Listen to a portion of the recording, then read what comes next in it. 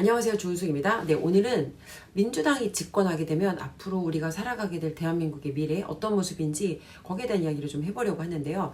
일단 오늘 제가 광화문 광장 집회 현장에 다녀왔습니다. 그리고 현장에서 제가 좀 느꼈던 이야기, 그런 것들과 함께 좀 이야기를 나눠보도록 하겠습니다. 제가 윤석열 대통령의 탄핵에 반대하면서 광화문 광장에 나가기 시작한 지 딱 3개월이 됐습니다. 여러분, 3개월이라는 시간은요, 사실 굉장히 짧은 시간이에요. 그런데 저한테는 이 3개월이요, 제 인생의 그 어떤 3년보다도 훨씬 더 길게 느껴집니다. 왜 그럴까요? 일단 3개월 동안 제가 굉장히 치열하게 살기도 했지만 그 3개월 동안 저는 정말 많은 일을 겪었고 정말 많은 분들을 만났고 또 3개월 동안 제가 경험했던 일들 그리고 대한민국에서 일어나고 있는 일들이 정말 제가 이 대한민국을 살아가면서 이게 정말 우리나라에서 현재 일어나고 있는 일이 맞나? 이게 혹시 꿈은 아닌가라는 그런 생각마저 사실은 들 때가 있습니다. 그래서 앞으로 정말 민주당이 혹시라도 이 계속해서 집권을 하게 된다면 대한민국 국민들의 우리의 미래는 어떻게 될 것인가 거기에 대한 이야기를 좀 해보려고 하는데요. 이번 주 사실 여러 가지 많은 사건들이 있었습니다.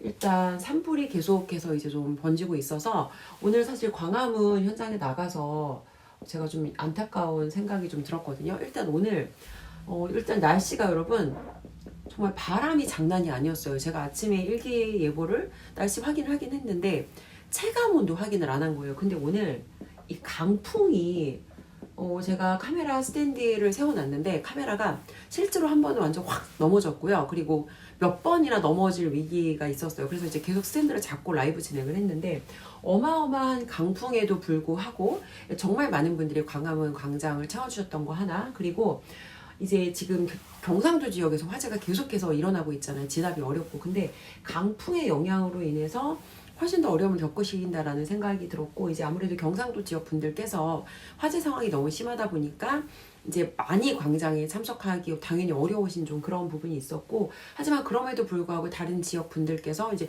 정말 많이 나와주셨어요. 정말 많이 나와주셨고, 근데 제가 이제 지역별로 나오신 걸 어떻게 하냐면, 이 지방에 계시는 분들은 버스를 대절해서 올라오세요. 그리고 그 버스의 지역 이렇게 깃발이 있습니다. 그래서 뭐 청주 1 아니면은 뭐 포항 1 이런 식으로 쭉 그 분들이 타고 온 이제 그 지역 버스 번호인 것 같아요. 그래서 이분들이 몇 대 정도의 버스를 타고 이제 몇 분 정도가 오셨는지 사실은 집계가 되는 거죠. 그래서 제가 오늘은 어디에서 오셨나 이제 좀 다양하게 살펴봤어요. 근데 경상도에서 오신 분도 있고 강원도에서 오신 분도 있고 충청도에서 오신 분도 있고 정말 다양하게 많이 오세요. 근데 사실은 경상도 지역에서 어르신들이 버스로 진짜 많이 오시거든요. 근데 아무래도 이제 이 경상도 지역 화재 영향 때문에 오늘은 그분들께서 이제 이번 주는 참석이 어려우셨고 이제 많은 사실은 그로 인해서 그쪽 지역에 이제 이재민이라든지 그런 계속해서 좀 안타까운 상황들이 발생하고 있는데,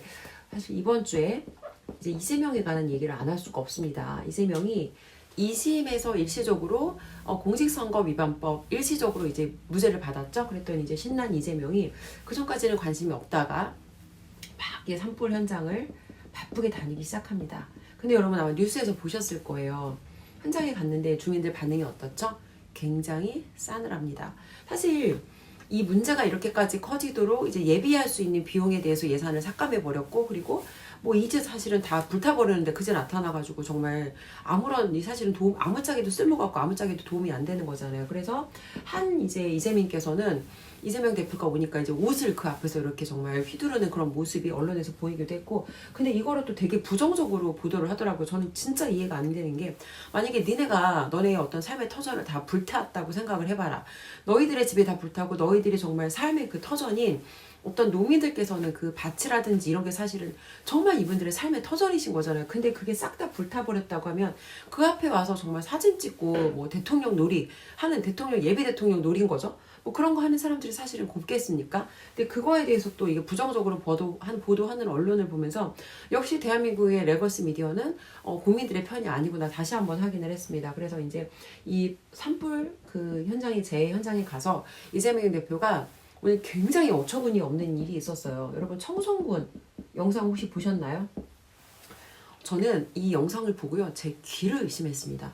일단 어떤 일이 있었냐면 이제 화재 현장에 갔는데 촬영이 너무 긴 거예요. 말이 너무 많고 촬영이 너무 길으니까 이 현장이 아직 여러분 막 여기는 지금 불이 타고 있는 거예요. 근데 이쪽 한켠에서 뭐 이 사람들이 이렇게 사진 찍고 막 인터뷰하고 너무 이걸 오래 하니까 그 지역의 이장님이셨던 것 같아요. 본인의 어떤 그게 창고가 3일째 계속 불타고 있다. 사진 다 찍었으면 가서 불 같이 끌어가자. 자, 여러분 들으시기에는 이 분의 발언이 어떤 정치적인 목적이나 의도 갖고 한 발언이라고 보이시나요? 당연히 지금 내 창고가 불타고 있고 내 재산들이 다 불타고 있는데 이 사람들이 사진 찍고 이 모습이 당연히 이분께서는 어처구니가 없으셨을 거고, 그리고 실제로 화재 진압이 필요하다고 하면 빨리 가서 이 화재를 진압하는 게 사실은 우선순위인 거잖아요. 근데 이게 너무 길어지니까 이분께서 이제 계속해서 그만 찍고 다 찍었으면 가서 불 끄러 가자 말씀을 하신 거예요. 근데 이재명이 갑자기 이런 얘기를 합니다. 이 사람이 발언을 하니까 이상한 얘기를 해요. 저 사람이, 그러니까 저 사람이라고 보다 더 나쁜 표현을 했었거든요. 그러니까 저 사람이 저렇게 하는 거는 자기 나름대로 저게 뭐 도움이 된다고 생각하니까 저거 하는 거다. 근데 여러분 이분이 무슨 목적과 의도가 느껴지시나요? 그냥 내 지금 재산이 불타고 있고 사진 다 찍었으면 가서 빨리 불 끄자. 이 말에 어떤 정치적인 의도나 어떤 정치적인 목적이 있나요? 그 어떤 정치인에 대한 발언도 없었고 그 어떤 정당에 대한 발언도 없었습니다. 저는 이 얘기를 듣고 이 사람은 정말 공감 능력 따위라고는 1도 존재하지 않는 참으로 인정머리가 없는 몰인정한 인간이구나. 이거 하나 제가 느꼈고요. 자, 그리고 그 다음에 충격적인 사건이 일어납니다. 이 사람이 이런 얘기를 해요. 1차로 이제 공감 능력 없음을 일단 이 인증을 하고 나서 이분이 이제 자기가 말을 하는데 계속 이쪽에서 다른 소리가 들어오니까 당연히 이 사람 입장에선 집중이 안 된다고 생각했겠죠. 뭐 갑자기 이러는 거예요. 그만할까요? 아니 그만할까요가 아니라 여러분 상식적으로 그만하는 게 맞잖아요. 그 얘기를 한다는 건 더 하겠다는 뜻인 거죠. 그랬더니 옆에 있던 청송군 군수가 이 사람도 사실은 되게 어처구니가 없었어요. 갑자기 가서 자기가 무슨 정리를 한다는 이상한 이런 정말 개소리를 하는 거예요. 여러분 화재 현장에서 화재 진압보다 더 중요한 게 어디 있습니까? 이 사람들 사진 찍고 지금 정치인 놀이가 중요해요. 지금 현장에 갔으면 이 어떤 이분들의 아픔을 보다듬고 빨리빨리 문제를 해결하는 게 더 우선순위겠어요. 이 사람이 일단 어이없는 발언 1을 추가했습니다. 자, 그랬더니 갑자기 정말 저는 제 귀를 의심했어요. 씨발. 여러분 들으셨나요? 씨발. 물론 제가 앞에 쌍시옷의 초성을 강하게 발음했어요. 근데 소리를 들어보신 분들은 아실 거예요. 딱 누가 봐도 그거는요. 딱 우리가 이거 떠올릴 수밖에 없어요. 자, 근데 여러분 우리나라에 어떤 새로운 룰이 생겼죠. 뭐죠? 자, 이거를 여러분 확대하면요. 조작이 됩니다. 자, 아시죠? 사진이 있어요. 사진의 부분을 확대해서 증거로 제출하면 어떻게 되죠? 자, 사진을 확대해서 증거로 제출하면 그건 조작이 됩니다. 대한민국의 모 판사가 그렇게 판결을 했습니다. 자, 그래서 이 사람이 이라고 한 발언도요. 이것도 확대하면 조작이 됩니다. 대한민국에 어처구니 없지만 새로 만들어진 국룰이에요. 자, 다시 돌아와서 공감 능력도 없고 자기의 어떤 대통령 놀이, 정치인 놀이를 하러 갔던 이 모습에 국민들이 사실 여기에 대해서 느끼지 못했을까요? 왜 그렇게 푸대접을 받았나 생각하면 이 사람을 비난하고 원망하고 탓하기 전에 나 자신을 돌아보는 게 사실은 이 우선순위인 거잖아요. 근데 제가 또 뭘 느꼈냐면 이 사람은 자기에 대해서 다른 사람이 방해하거나 자기에 대해서 다른 사람이 뭔가 거기에 대해서 이제 인정하지 않는 발언, 자기에 대해서 뭔가 자기가 듣기 싫은 발언을 하면 그 꼴을 도저히 못 참는 사람이구나. 그러니까 이게 몸에 배어 있는 거예요. 그래서 그냥 아주 몸에 배어 있는 습관이다 보니까 마이크를 차고 있고 카메라가 있다는 사실도 자기가 스스로 그러니까 인지하지 못하고 그냥 진짜 무의식결에 그게 튀어나온 거죠. 자, 여러분. 무의식 중에 튀어나온 겁니다. 무의식이라고 하는 건 진짜 그 뿌리 깊이 박힌 습관인 거거든요. 그래서 이 영상 하나를 통해서 이 사람이 어떤 사람인지 사실 우리는 이 사람의 인성에 대해서 정치인을 떠나서 그냥 한 개인으로 이 사람의 인성에 대해서 우리가 충분히 알 수 있다는 거. 자, 여러분 다시 돌아와서 이번 주에 민주당이 역시 굉장히 많은 폐악질 사건이 있었는데요. 한덕수 총리가 지금 직무 복귀를 하자마자 또 어처구니 없는 발언을 합니다. 자기들이 지금 윤석열 대통령을 탄핵하고 이 대한민국을 자기들 맘대로 쌈 싸먹어야 되는데 이제 그러기 위해서는 이 사람들한테는 이 마은혁이라는 우리법 연구회 이 출신 또 판사가 필요한 거죠. 자, 그런데 이 사람을 지금 한덕수 총리가 임명하지 않으면 자, 여러분 또 탄핵을 한답니다. 자, 여러분 이미 30번 했거든요. 이 민주당에서 이미 30번의 탄핵을 했고 그 중에 9건의 결과가 나왔는데 9건이 기각이 됐어요. 그러면 100%이 사람들이 했던 탄핵이 지금 다 기각인 거거든요. 그럼 여기에 대해서 얘네는 지금 합당한 명분을 가지고 정말 누군가가 뭔가 잘못해서 탄핵하는 게 아니라 그냥 지네 입맛에 안 맞으면 다 탄핵하는 거네? 이게 사실은 국민들의 어떤 합리적인 생각이라는 거죠. 아니 30번 탄핵을 했는데 9건 결과 나왔는데 100%다 기각인 거예요. 자, 근데 여러분 마흔역 임명을 안 하면요 또 탄핵을 한답니다. 또 탄핵. 이 정도면 여러분 탄핵에 환장한 당이지 않습니까? 자, 여러분 여기에 민주당이 그치지 않고 또 더 충격적인 발언을 했습니다. 작년에 이제 민주당이 이 재난에 대한 예산을 삭감해서 사실은 지금 굉장히 문제가 되고 있거든요. 그러니까 뭔가 이제 이런 국가적인 재난 상황이라든지 예상하지 못했던 이런 상황들이 생겼을 때 여기에 대한 사실은 예비비를 확보해 놨어야 되는데 이거를 삭감한 거죠. 그리고 자기들이 예산을 줄였다 이런 식으로 또 이제 막 잘난 척을 했죠. 막 뽐냈죠. 중요한 건 근데 이런 전혀 예기치 못했던 이런 재난 사태가 일어났을 때 거기에 대한 비용이 있어야 사실은 이런 문제들을 예비하거나 이런 문제들을 해결할 수 있거든요. 근데 지들이 예산을 삭감해놓고 뭐라고 딜을 치려고 하냐면 야 니네 마흔역 임명해. 한덕수 총리한테 이렇게 딜을 치려고 하는 거예요. 박찬대라는 사람이. 마흔역 임명해. 그럼 우리가 예산 줄게. 자, 여러분 자기들이 원하는 이 정치 판사를 임명하고 그거에 대해서 지금 국민들의 재난과 안전과 이거를 지금 보상할 수 있는 예산을 준다. 이거를 지금 둘이 딜을 한다는 게 제정신으로 할 수 있는 발언인가요? 일단 이런 딜을 했다는 것 자체가 너무 사실은 인간적인 사고가 안 되는 그런 사람들이라는 거죠. 자, 그리고 또 안 끝났습니다, 여러분. 자, 일단 이재명이 지금 화재 재난 지역에 가서 이 말도 안 되는 정말 똥볼 다시 한번 똥볼 찬 거에 더해서 이 마흔역 주고 예산 받고 이런 딜을 하자고 이제 어처구니 없는 제안을 했고요. 또 세 번째는 자, 여러분 민주당 초선 의원들 지난번에 초선 의원들을 삭발을 시켰죠. 초선 의원들은 무슨 죄인가요? 초선 의원들의 죄라고 하면은 이제 멍청해서 좌파 편에 이 정치인이 된 죄겠죠. 초선 의원들을 다시 또 등장을 시킵니다. 이 사람들을 내각을 총탄핵을 시키겠대요, 여러분. 내각 총탄핵. 자, 여러분 이미 30번 탄핵을 했거든요. 내각을 30번 탄핵을 했는데 여기다가 내각을 총탄핵해서 거의 지금 대한민국을 무정부 상태로 만들겠다 이런 지금 주장을 하고 있는 건데 여러분 이쯤 되면요 민주당은 정치인이 아니라 정치 깡패라고 봐야 됩니다. 자, 이들이 하는 짓을 보세요. 임명 안 하면 탄핵할 거야. 너희들 우리가 원하는 대로 안 하면 너희들 다 날려버릴 거야. 대통령? 우리 맘에 안 들어. 대통령도 탄핵할 거야. 대통령이 내란에 해당되는 행위를 하지 않았는데 지금 내란이라는 키워드로 탄핵소추안을 뒤덮었거든요. 38번이나 이 탄핵소추안에 내란이라는 키워드를 써놓고는 헌재 가서 어땠어요? 이 내란 죄를 뺐어요. 내란 죄를 뺐으면 내란 수괴니 내란 죄니 이런 걸 싹 다 빼는 게 맞잖아요. 근데 지네가 내란 죄는 빼놓고 여전히 내란이라는 프레임으로 선동하는 것 자체가 사실은 지금 이런 민주당의 모순 때문에 정말 더 많은 국민들이 이 민주당의 치를 떨고 있거든요. 도대체 이 자들은 이성적인 어떤 합리적인 대화와 사고가 불가능한 인간들이구나. 지금 이게 국민들이 정말 민주당에 치를 떨면서 등을 돌리고 심지어 이 전라도에서도 지금 민심이 깨어나서 윤석열 대통령에 대한 지지율이 사실은 점점 더 올라가고 있거든요. 다시 돌아와서 자, 여러분 국힘이 드디어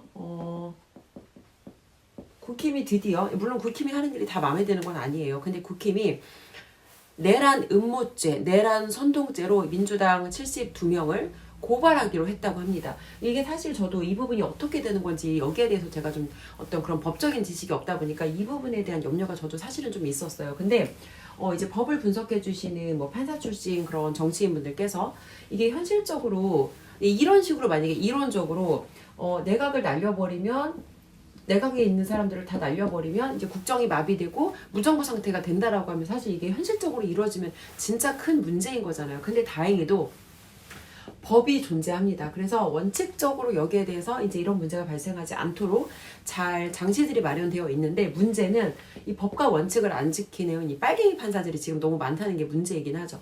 자, 다시 돌아와서 국힘에서 민주당 72명 야 니네가 내란이고 지금 니네가 내란 선동이고 니네가 지금 내란 음모야라는 이 어떤 죄목으로 이 사람들을 고발하기로 했다고 합니다. 그래서 잘 됐고요. 일단 요거는 그래서 저희가 그래도 하지만 민주당이 어떤 지금 이 미친 짓을 하고 있는지 계속 우리가 감시를 해야 됩니다. 그리고 민주당에서 도대체 민주당의 불법은 여러분 끝나지가 않습니다. 이 불법 천막을 여러분 한두 개 친 게 아니더라고요. 지금 종로에다가 천막을 뭐 어마어마하게 쳐놔가지고 이 불법 천막을 4월 1일까지 너네 이거 불법 천막 제거 안 하면 우리가 가서 강제로 철거할 거라고 지금 종로에서 여기에 대해서 이제 경고를 날렸다고 합니다. 며칠 전에 이제 강풍 때 사실은 천막이 폭삭 주저앉아서 폭삭 주저앉아서 그참에 철거하나 했더니 여전히 천막을 치고 불법 농성을 이어가고 있습니다.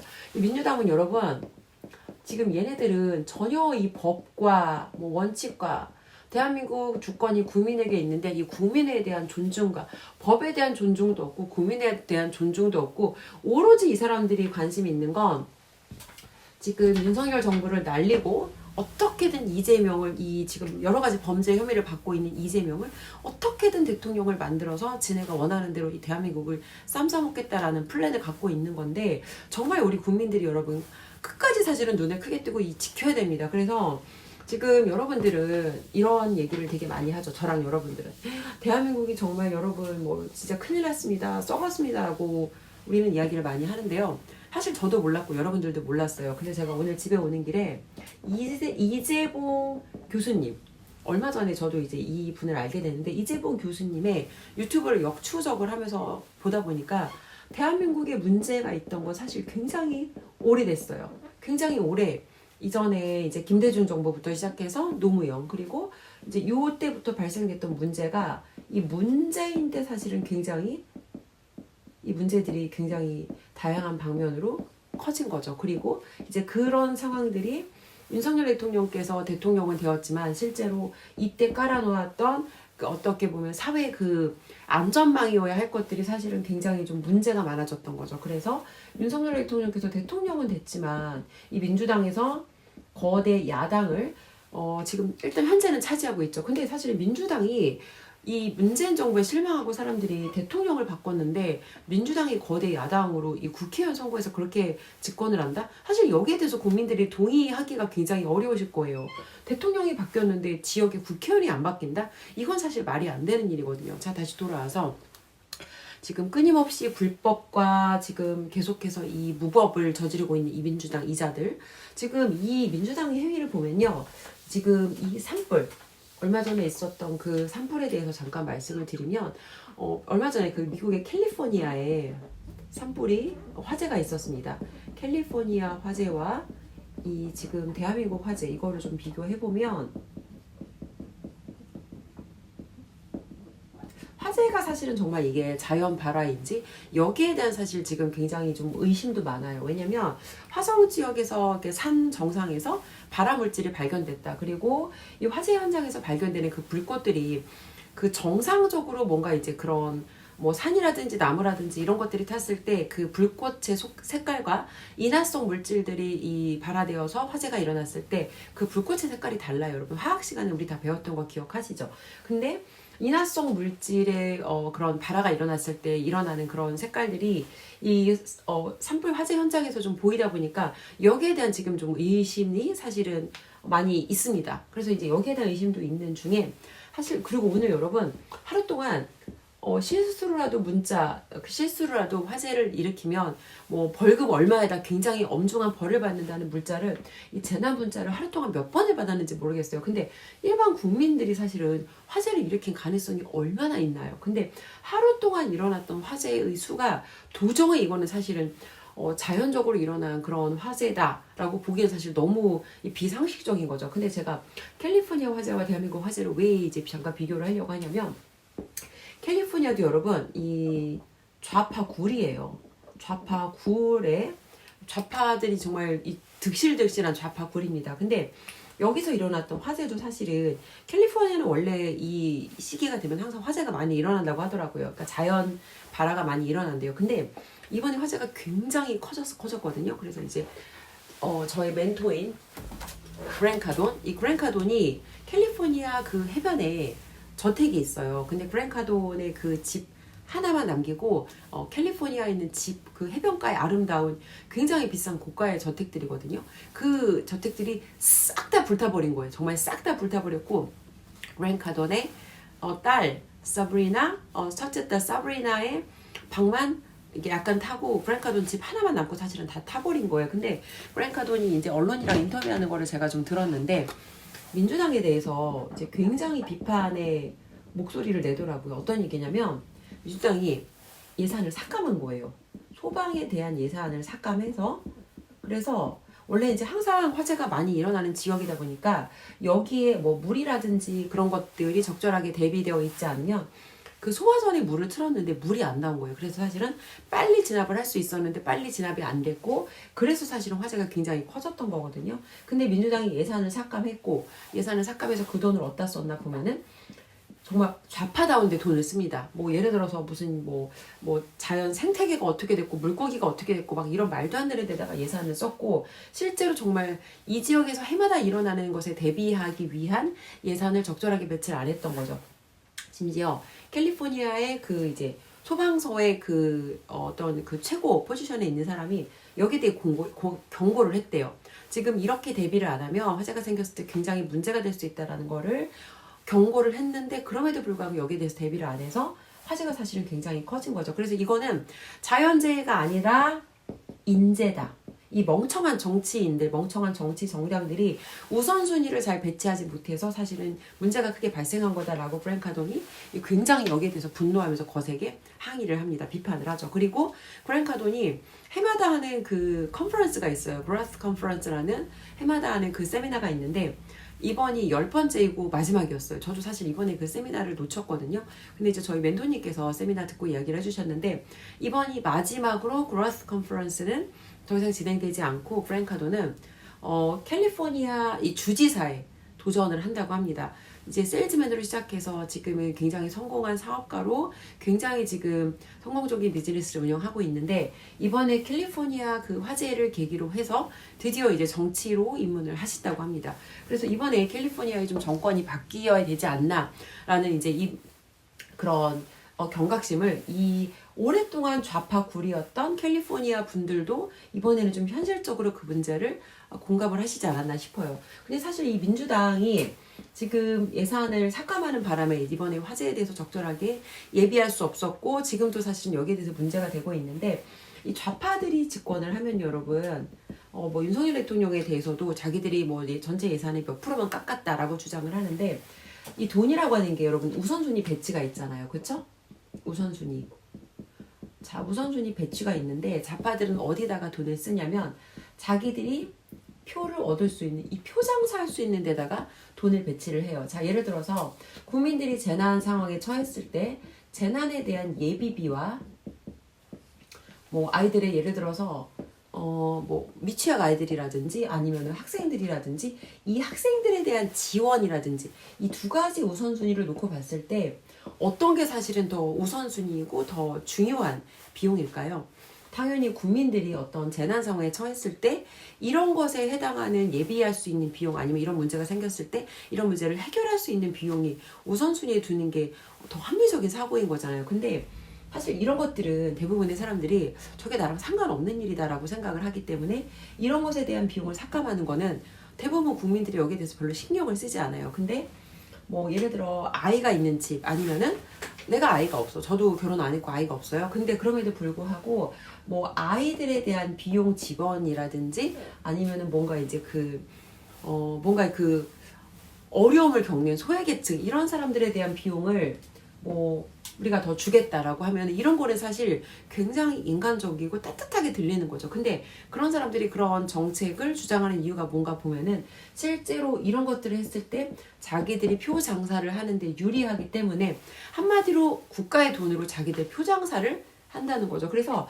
좌파들이 집권을 했을 때 생기는 문제들을 보면 실제로 국민들이 겪고 있는 어떤 아니면 겪게 될 수 있는 그런 문제를 해결하기 위한 비용보다는 자기들의 인기를 위한 비용에 우선순위로 배치하는 게 많다. 이게 좌파들의 특징이고, 그렇기 때문에 어떤 이런 재난 상황이 왔을 때 아니면 국가에서 우리가 피부로 느끼고 인지하지는 못하지만 실제로 되게 중요한 부분, 예를 들어서 우리나라의 어떤 국방이라든지 마약 수사라든지 이런 것들은 사실 대부분의 국민들이 매일 피부로 느끼지는 못하지만 굉장히 중요한 부분이거든요. 근데 이런 부분의 예산을 교묘하게 삭감해서 자기들의 인기를 얻을 수 있는 이런 예산으로 편성한다는 게 사실은 굉장히 잘못된 어떤 예산을 어떤 책정하는 그런 방식인 거죠.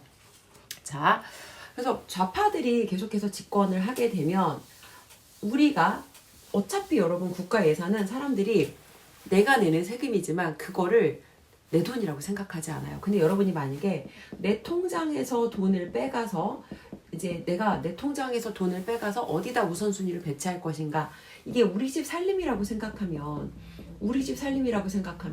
이제 국가에서 이런 민주당이나 이런 정치인들이 예산 편성하는 것과 우리 집 살림의 우선순위가 다르다는 거죠. 왜냐하면 국가에서 예산 편성하는 건 내 돈이 아니라고 생각해요. 근데 실제로 여러분 국가에서 쓰는 예산은요 우리 돈입니다. 우리가 세금 내고 우리가 아니면은 이후에 혜택을 받았다고 해도 그게 국가의 부채가 되면 결국은 내가 갚지 않아도 우리 아이들이 갚아야 할 어떤 미래 세대의 그 부채로 넘어가는 거기 때문에 국가에서 쓰는 예산을 우리 집 예산처럼 우리는 생각하고 이 관리를 하도록 요구해야 된다는 거예요.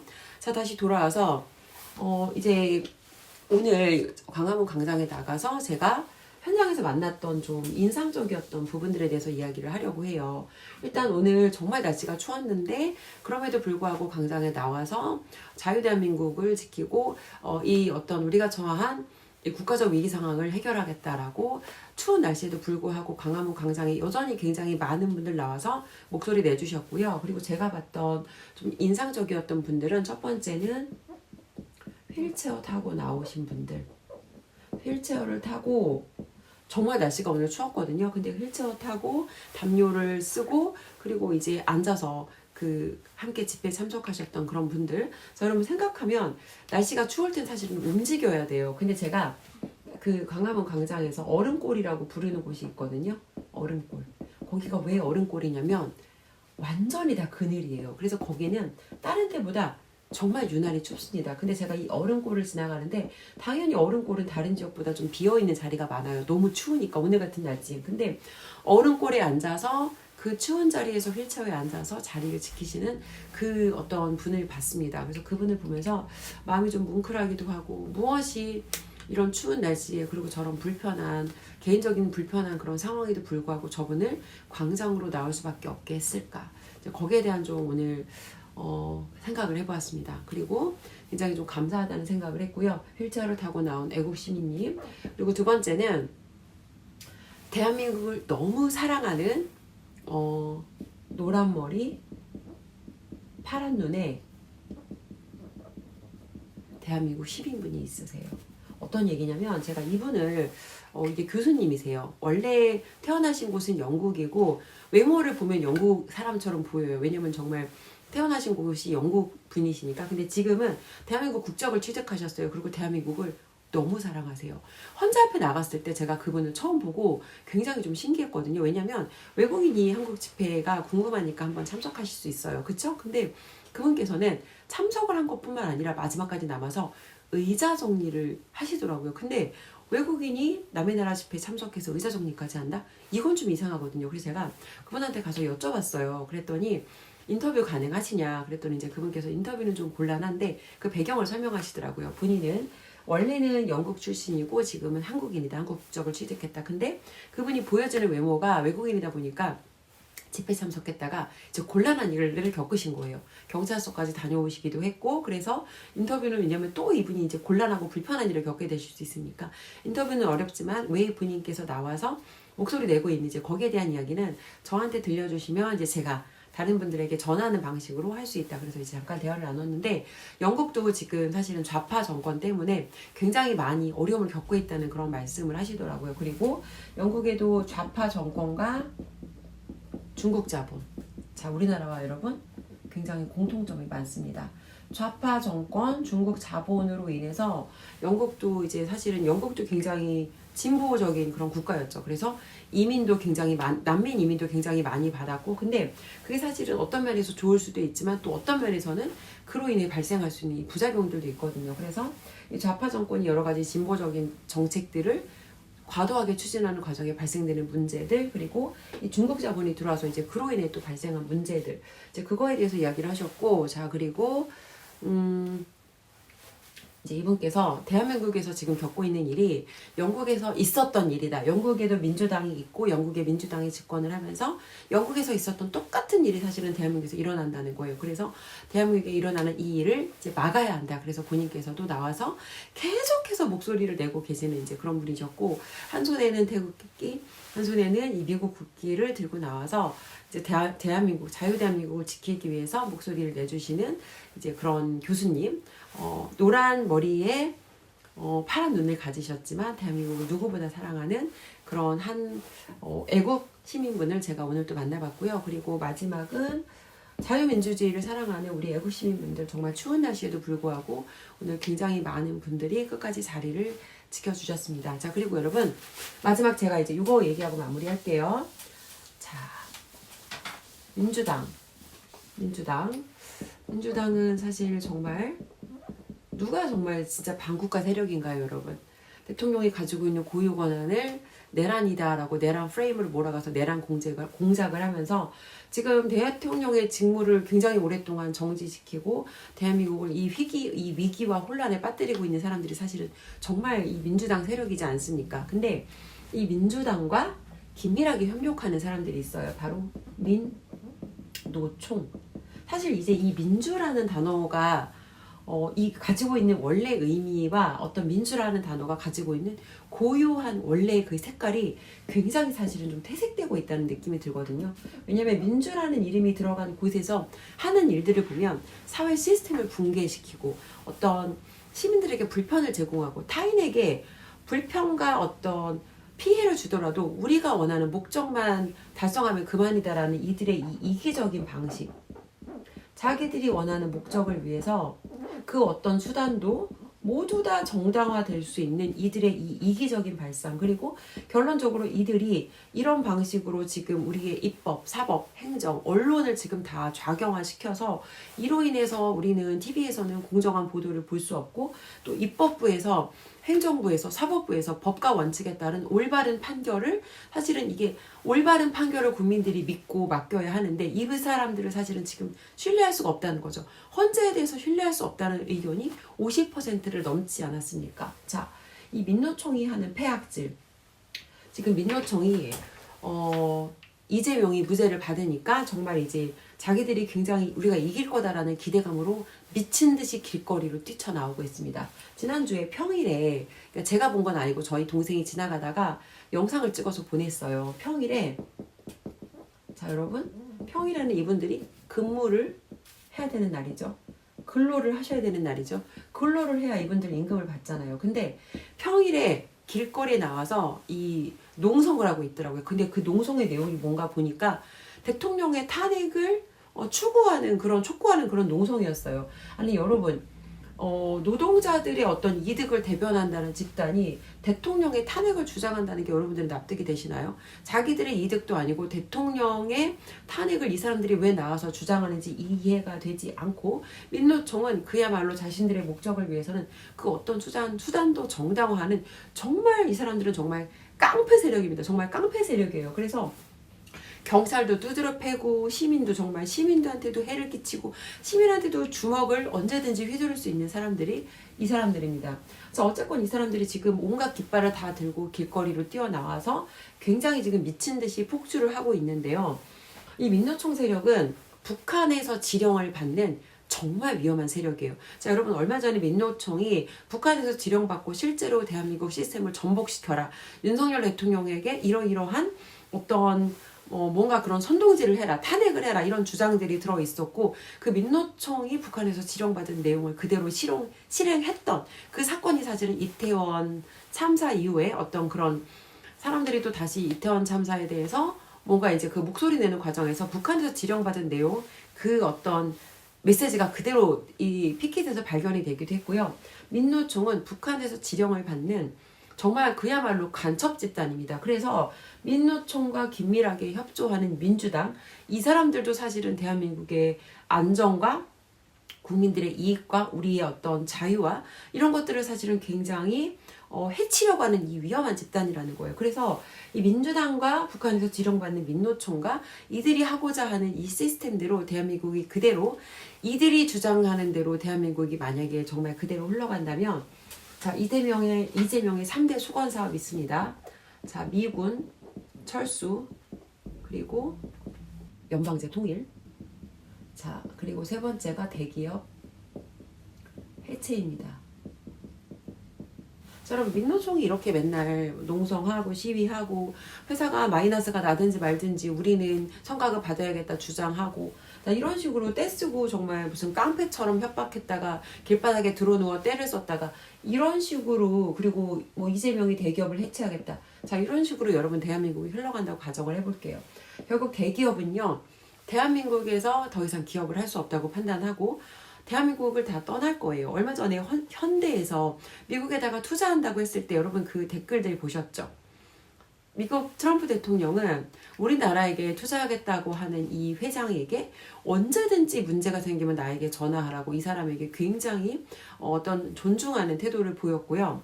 대한민국 국민들은 다른 나라에 미국에 이 투자하겠다는 이 기업을 향해서 정말 잘했다, 정말 잘 나갔다 라는 응원의 메시지를 보냈습니다. 왜냐하면 대한민국에는요, 더 이상 노동자의 인권이 보장되지 않는, 사실 그런 대기업은 없어요. 이제 더 이상 그런 대기업은 존재하지 않는데, 민노총은 마치 예전에 정말 6, 70년대에 존재하던 악덕 기업주가 아직까지 우리나라에 존재한다는 듯이 말도 안 되는 떼를 쓰고 협박을 하고, 정말 이 집단은 노동자의 이익의 대변을 넘어서는 정말 깡패 세력입니다. 정말 이 간첩 집단이고 대한민국의 경제 발전을 위협하는 굉장히 사실은 이 위험한 집단이에요. 그래서 여러분들께서 이 민주당과 긴밀히 협조하는 민노총, 그리고 북한에서 지령받는 이 간첩들이 침투해서 대한민국을 붕괴시키려고 하는 이 세력이 얼마나 위험한지 우리가 여기에 대한 경각심을 우리가 항상 갖고 있어야 된다는 이런 생각 하나를 제가 해보고요. 자, 여러분, 4월에는 윤석열 대통령께서 반드시 복귀를 하실 것입니다. 하지만 그 이후에도 우리에게는 여전히 풀어야 할 많은 과제들이 있습니다. 그때까지 대한민국 국민 모두가 지치지 않고 한마음으로 싸워야 한다라는 말씀을 드리고 싶습니다. 자, 오늘 광화문 광장에서 함께 싸워주신 애국시민 여러분들, 그리고 오늘 저의 라이브에 함께하며 저를 응원해주신 분들, 그리고 오늘 슈퍼챗과 여러가지 계좌 후원으로 저를 응원해주시고 오늘 또 멤버십으로 후원해주신 여러분 모두 감사드리며 오늘 영상 여기까지 하겠습니다. 자유대한민국 파이팅!